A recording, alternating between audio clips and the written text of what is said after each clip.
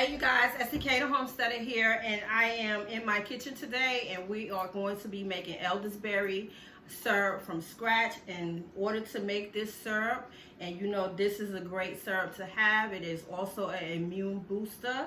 And so what you're going to need in order to make it from scratch, you're going to need your elderberries, and you're going to need some ground cloves. There you have it. And you're going to need probably about a tablespoon or 2 tablespoons of ginger. And if you have powdered cinnamon, that is just as good as stick cinnamon. And I'm actually going to be adding 3 pieces, but I'm going to break them in half so that I will get all the benefits of the cinnamon released into the boiling hot water. So I am doing 4 cups of water, which mine is already beginning to boil. And what you want to do is boil your elderberries and all your ingredients together for about 25 to 30 minutes. And you want this water to reduce down to at least half. Now, it doesn't have to have, and also honey.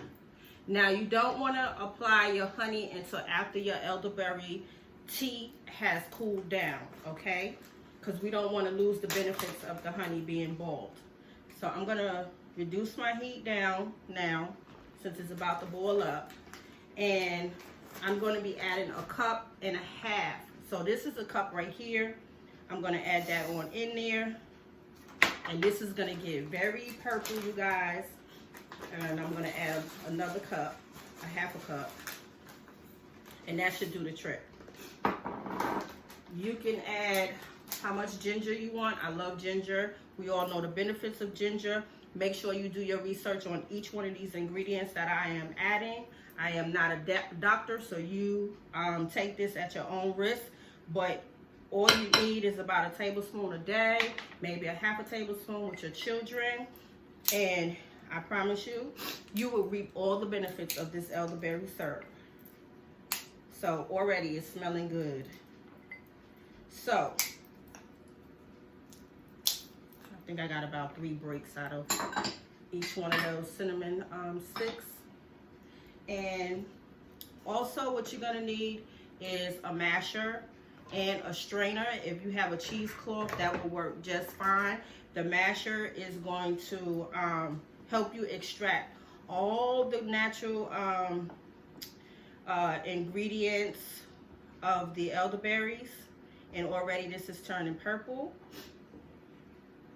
And again, you want this to reduce to at least half. I am using 4 cups.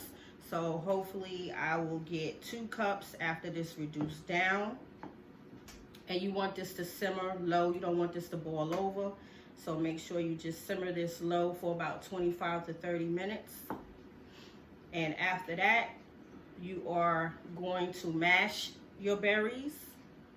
And then you are going to strain it, and then you are going to allow it to cool in a bowl, and then you're going to add your honey, and then you are going to jar it up and put your lid on there and store it in your refrigerator. This can last up to a month or 2.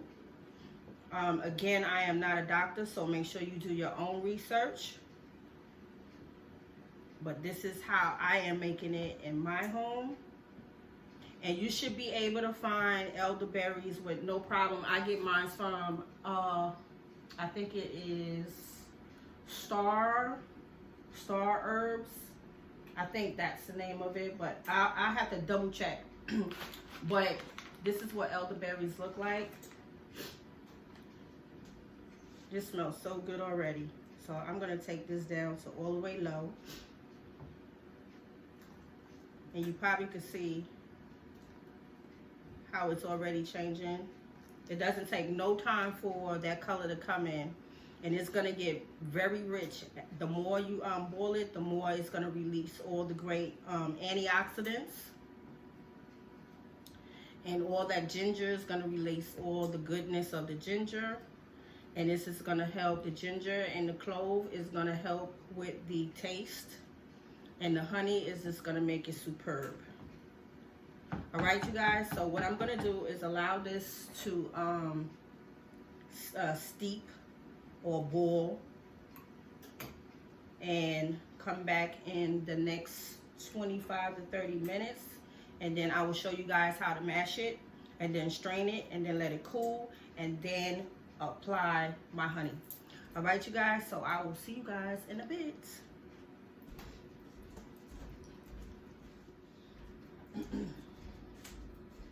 All right, you guys, so I am back and my elderberries has reduced down. Let me see if I can tilt this so you guys can get a little look at it. So pretty much half. So now what I'm doing is smashing it out to release all the nutrients, all the goodness from the ginger and the cinnamon.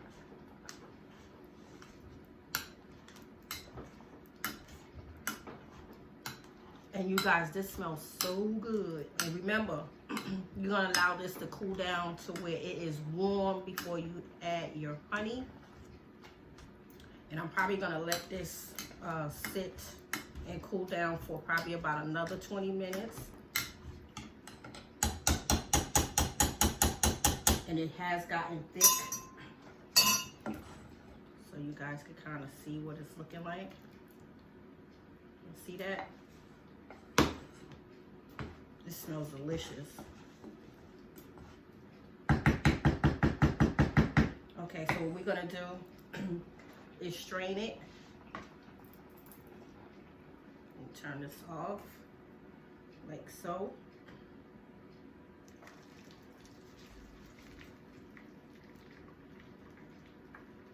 And again, you could use a cheesecloth. If you have a cheesecloth, you can use that and squeeze out all the nutrients that way. I have a cheesecloth somewhere. It's probably tucked in my cabinet.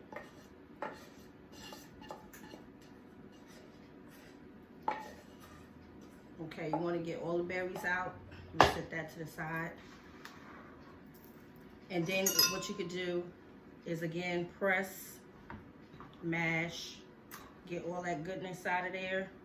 Be careful because you don't want this to flip over on you.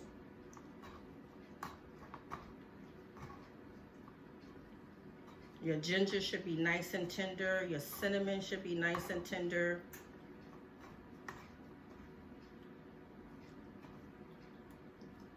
And if you have the cheesecloth, you can do the same thing, or you can twist it into a little ball and get it all, ring it, and get all those nutrients out that way too. So what I'm gonna do is allow this to cool for about 15-20 minutes and then add the honey while the elderberry tea is warm, because you don't want to add your honey while this is boiling. Do not do that, because you will lose all the nutrients of the honey. So please don't do that. And I have my jar in the oven being sanitized. And I'm gonna leave that like so and let it continue to strain out. And then cool off, and then I will add the honey. And you wanna use probably about, I would say about 1.5 cups of honey. And then you want to store it in your jar and put it in your refrigerator. So let's let this cool down for about 15-20 minutes, and then I'll come back and we'll jar this up. Okay, family?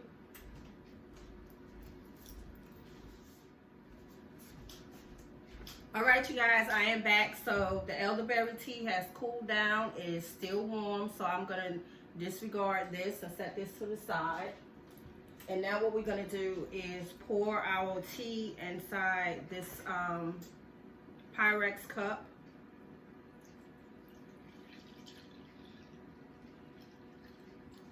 All right. So you guys, this stuff smells so good. Okay, so now what we're gonna do is take some honey, and this is probably about 2 cups that I have left in here. So I'm gonna do half of this, and then we're gonna mix it up.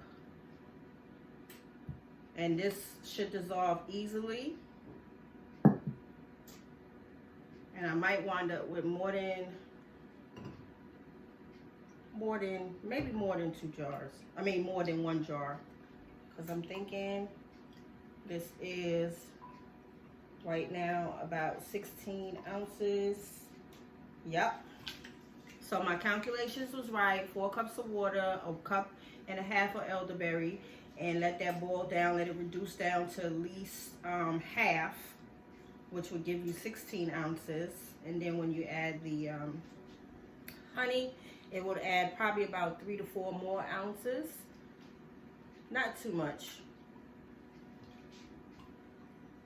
And see how easily that is dissolved. And then we're just going to fill up the jar, and we're going to store this in the refrigerator. And like I said before, a teaspoon full for adult, and maybe a half a teaspoon for a child. But again, allegedly, because I am not a doctor, you do this at your own risk, but also do your research. All right, so I'm going to use my little funnel right here and just pour it inside. And again, it shouldn't take no time for your honey to dissolve if you have warm elderberry tea. And that, I must say, is perfect. All right, you guys. So make sure your jars are clean and sanitized. Make sure your lids and your rings are clean and sanitized. And if you want to put a label, hold on, I think this is not the right one, but that's okay. I'll find the right one.